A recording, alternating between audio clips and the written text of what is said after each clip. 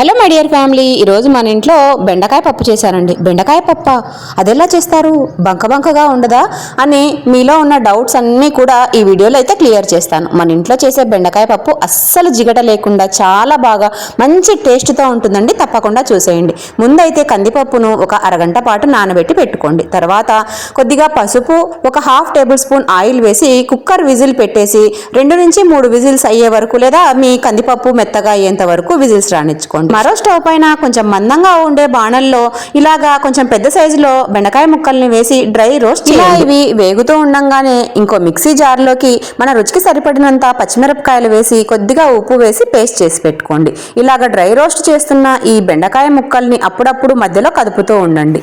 ఇవన్నీ చేసేలోపు మనకు పప్పు చక్కగా ఉడికిపోతుంది. కుక్కర్ విజిల్స్ వచ్చేస్తాయి. అప్పుడు స్టవ్ ఆఫ్ చేసి పోయే వరకు వెయిట్ చేయండి. ఇంకో పక్కన వేగుతున్న ఈ బెండకాయ ముక్కల్లో ఒక హాఫ్ టేబుల్ స్పూన్ ఆయిల్ని వేసి కదుపుతూ ఉండండి. ముక్క మెత్తబడే వరకు కూడా అప్పుడప్పుడు కదుపుతూ ఇలానే చేస్తూ ఉండండి. ముక్క దాదాపు 60% ఉడికిన తర్వాత మూతను పెట్టేసేయండి. మూతను పెట్టి పూర్తిగా ఉడికేంత వరకు వెయిట్ చేయండి. చూస్తున్నారా, ఈ విధంగా మనం ప్రెస్ చేస్తే బెండకాయ ముక్కలు అనేవి మంచిగా కుక్ అవ్వాలి. ఇప్పుడు ప్రెషర్ అంతా రిలీజ్ అయిపోయిన తర్వాత కందిపప్పును గరిటె తీసుకొని బాగా మెదిపేసుకోండి. ముందే చింతపండును కొద్దిగా నీళ్లను వేసి బాగా నానబెట్టుకోండి.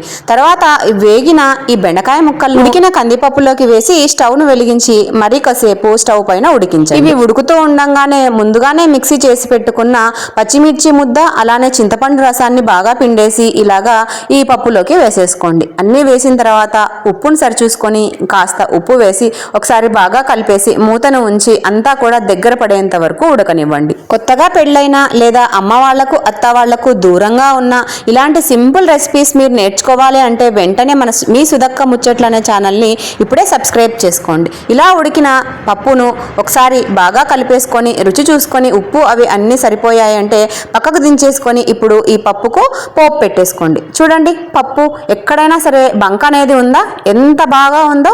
తర్వాత స్టవ్ పైన ఇంకో బాణలు పెట్టుకొని కొద్దిగా నూనెను వేసి పోపు దినుసులన్నీ వేసుకోండి. నేనైతే ఇక్కడ ఆవాలు, జీలకర్ర, మినపప్పు, శనగపప్పు, కొంచెం ఇంగువ, అలానే కరివేపాకు అన్నీ వేసి ఒకసారి బాగా కలిపేసుకొని కొంచెం లో ఫ్లేమ్లో బాగా వేగిన తర్వాత పప్పులోకి యాడ్ చేసుకోవడం. చాలా మందికి బెండకాయతో కూడా పప్పు చేస్తారా అనే డౌట్ అయితే ఉంటుంది. ఎందుకంటే నేను వర్క్ చేసేటప్పుడు బెండకాయ పప్పు ఎప్పుడైనా తీసుకొని పోతే మా కొలీగ్స్ అయితే విచిత్రంగా చూసేవాళ్ళు. బెండకాయతో కూడా పప్పు చేస్తారా అని అడిగేవారు. నాకు అప్పుడు అర్థమైంది చాలా మందికి బెండకాయతో పప్పు చేస్తారనే విషయం తెలియదని.